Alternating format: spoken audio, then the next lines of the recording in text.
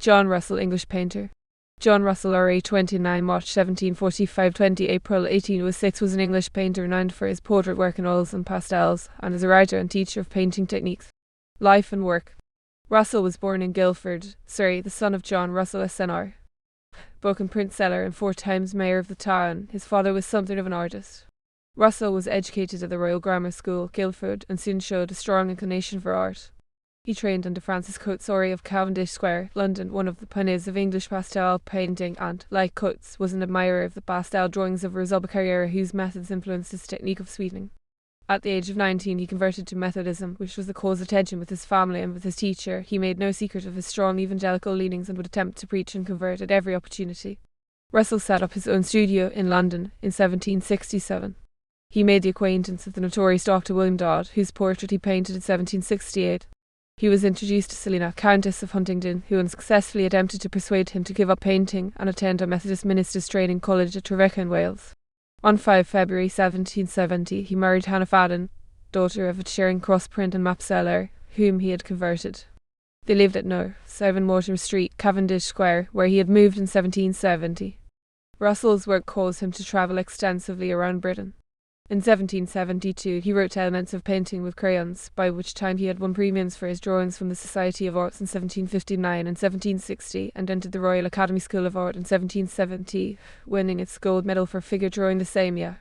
He exhibited at the Society of Artists of Great Britain in 1768 and showed 330 works at the Academy between 1769 until his death. Flamme upright equals 0.8 Portrait of George Whitefield in 1770. Russell painted Methodist minister George Whitefield, engraved by James Watson, and the future philanthropist William Wilberforce, then only 11 years old. In 1771, he exhibited a portrait in oils of Charles Wesley at the Royal Academy, and in 1772 painted Selina, Countess of Huntingdon, in pastel. This is a symbolic picture and was lost on its voyage out, but it was engraved, and he later also painted her in oils. Also in that year, he was elected an associate of the Royal Academy. Following year, 1773, he painted John Wesley, engraved by Blant. In 1788, after a long wait, Russell was elected a Royal Academician, in the same year painting a portrait of the naturalist Sir Joseph Banks. In 1789, he was commissioned to portray the royal physician Francis Willis. The results obviously pleased the monarch, as in 1790 he was appointed crayon pastel painter to King George, Roman III, Queen Charlotte, the Prince of Wales, both of whom Russell also painted, and the Duke of York. With such royal patronage, he developed a large and fashionable clientele. Flamme left upright equals 0.9 The Face of the Moon 1793-1797, Russell's pastel drawing of a gibbous moon. He showed the moon at 17 or 18 days, but in doing so added an oblique and impossible source of illumination. Under the resulting raking light, all the variations of the moon's surface were thrown into greater relief. Russell was a man of deep religious beliefs, a devout follower of George Whitefield. He began an elaborate introspective diary in John Byron's shorthand in 1766 and continued it to the time of his death. In it, he recorded his own mental condition and religious exercises, and occasionally information concerning his sitters. Though his religion appears to have become less militant after his marriage, his diary bears witness to his anxiety with regard to his spiritual welfare. Not only would he not work on Sunday, but he would allow no one to enter his painting room. He was afraid to go out to dinner on account of the loose and blasphemous conversation which he might hear. He was on good terms with Sir Joshua Reynolds, with whom he dined at the Academy, the Dalton Tea Society, and the Literary Club, now the Club, but he records that on these other festive occasions he always left early. He was troubled by ill health for much of his life, and in 1803 became almost deaf following a bout of cholera.